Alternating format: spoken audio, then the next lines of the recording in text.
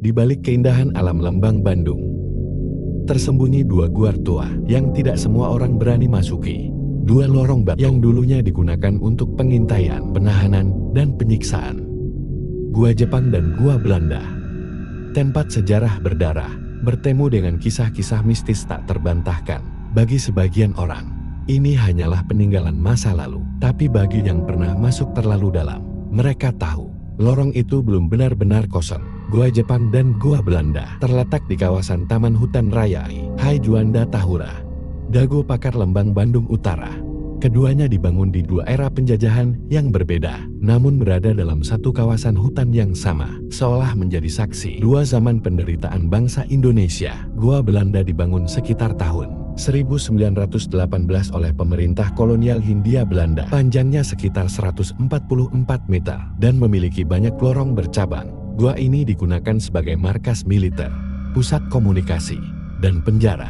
Ada ruang penyimpanan amunisi, ruang interogasi, bahkan konon ada ruang eksekusi. Gua Jepang dibangun saat pendudukan Jepang sekitar tahun 1945 dengan sistem kerja paksa Romusa. Bentuknya lebih sempit, gelap, dan kasar. Konon banyak pekerja yang mati di tempat saat menggali gua ini, dan tubuh mereka langsung dikubur di dalam gua. Fungsinya tempat persembunyian tentara Jepang, gudang senjata, dan tempat penyiksaan para tawanan perang. Saat masuk ke dalam, hawa gua terasa berbeda, lembab, dingin, dan sunyi yang menusuk telinga. Lorong-lorong bercabang seperti labirin, dan setiap ruangan menyimpan suasana berbeda. Di Gua Belanda, ada satu lorong yang dulunya digunakan sebagai ruang komunikasi. Masih ada bekas kabel dan panel tua, namun banyak pengunjung mengaku sinyal ponsel langsung hilang saat masuk ke sana. Ada juga ruangan kecil yang konon dulunya ruang penjara tahanan pribumi. Beberapa orang yang masuk ke ruangan itu mengaku merasakan punggungnya berat, seperti ditindih,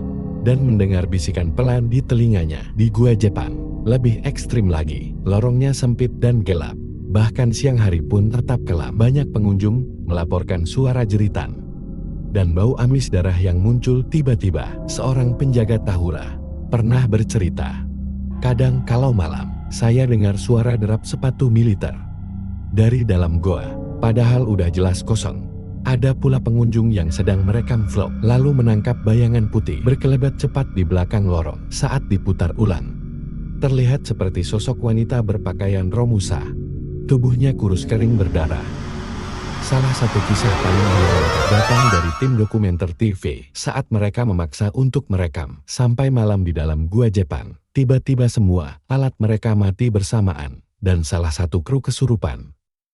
Dia berteriak dalam bahasa Jepang tua, lalu menangis sambil memeluk tenan. Ratusan bahkan ribuan tenaga kerja paksa Romusa dipaksa menggali gua ini tanpa alat berat, tanpa makanan layak, yang kelelahan dan jatuh tidak ditolong, yang mati dikubur di tempat mereka jatuh.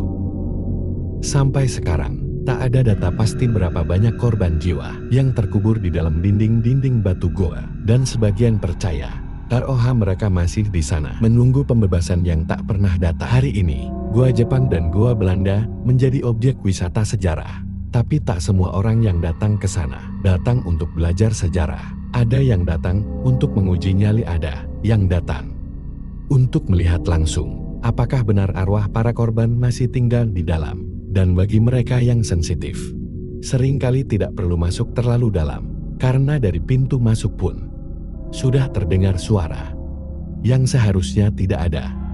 Di balik keindahan alam Lembang, Bandung, tersembunyi dua gua tua yang tidak semua orang berani masuki. Dua lorong batu yang dulunya digunakan untuk pengintaian, penahanan, dan penyiksaan. Gua Jepang dan Gua Belanda. Tempat sejarah berdarah, bertemu dengan kisah-kisah mistis tak terbantahkan. Bagi sebagian orang, ini hanyalah peninggalan masa lalu. Tapi bagi yang pernah masuk terlalu dalam, mereka tahu lorong itu belum benar-benar kosong. Gua Jepang dan Gua Belanda terletak di kawasan Taman Hutan Raya Hai Juanda Tahura, Dago Pakar, Lembang, Bandung Utara.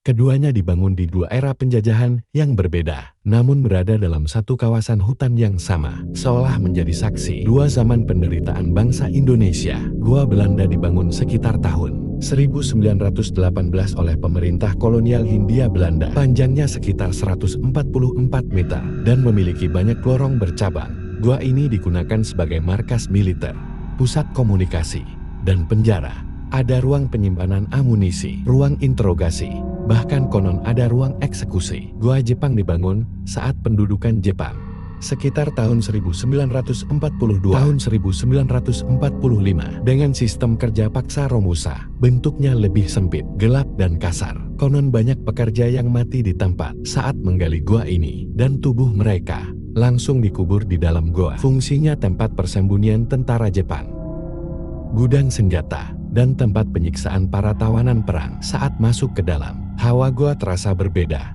lembab dingin, dan sunyi yang menusuk telinga. Lorong-lorong bercabang seperti labirin, dan setiap ruangan menyimpan suasana berbeda. Di gua Belanda, ada satu lorong yang dulunya digunakan sebagai ruang komunikasi. Masih ada bekas kabel dan panel tua, namun banyak pengunjung mengaku sial. Ponsel langsung hilang saat masuk ke sana. Ada juga ruangan kecil yang konon dulunya ruang penjara tahanan pribumi. Beberapa orang yang masuk ke ruangan itu mengaku merasakan punggungnya berat, seperti ditindih, dan mendengar bisikan pelan di telinganya. Di gua Jepang lebih ekstrim lagi, lorongnya sempit dan gelap. Bahkan siang hari pun tetap kelam. Banyak pengunjung melaporkan suara jeritan dan bau amis darah yang muncul tiba-tiba. Seorang penjaga Tahura pernah bercerita, "Kadang kalau malam, saya dengar suara derap sepatu militer dari dalam goa, padahal udah jelas kosong."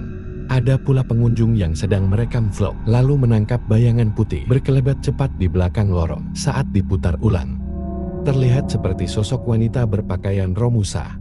Tubuhnya kurus kering berdarah. Salah satu kisah paling menyeramkan datang dari tim dokumenter TV saat mereka memaksa untuk merekam sampai malam di dalam gua Jepang. Tiba-tiba semua alat mereka mati bersamaan dan salah satu kru kesurupan.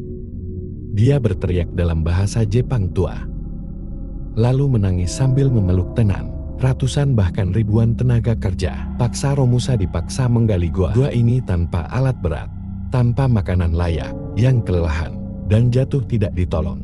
Yang mati dikubur di tempat mereka jatuh. Sampai sekarang, tak ada data pasti berapa banyak korban jiwa yang terkubur di dalam dinding-dinding batu goa, dan sebagian percaya ROH mereka masih di sana menunggu pembebasan yang tak pernah datang. Hari ini, gua Jepang dan gua Belanda menjadi objek wisata sejarah. Tapi tak semua orang yang datang ke sana datang untuk belajar sejarah. Ada yang datang untuk menguji nyali, ada yang datang untuk melihat langsung apakah benar arwah para korban masih tinggal di dalam. Dan bagi mereka yang sensitif, seringkali tidak perlu masuk terlalu dalam, karena dari pintu masuk pun sudah terdengar suara yang seharusnya tidak ada. Di balik keindahan alam Lembang, Bandung, tersembunyi dua gua tua yang tidak semua orang berani masuki. Dua lorong batu yang dulunya digunakan untuk pengintaian, penahanan, dan penyiksaan. Gua Jepang dan gua Belanda, tempat sejarah berdarah, bertemu dengan kisah-kisah mistis tak terbantahkan. Bagi sebagian orang, ini hanyalah peninggalan masa lalu. Tapi bagi yang pernah masuk terlalu dalam, mereka tahu lorong itu belum benar-benar kosong. Gua Jepang dan gua Belanda terletak di kawasan Taman Hutan Raya Hai Juanda Tahura, Dago Pakar, Lembang, Bandung Utara. Keduanya dibangun di dua era penjajahan yang berbeda, namun berada dalam satu kawasan hutan.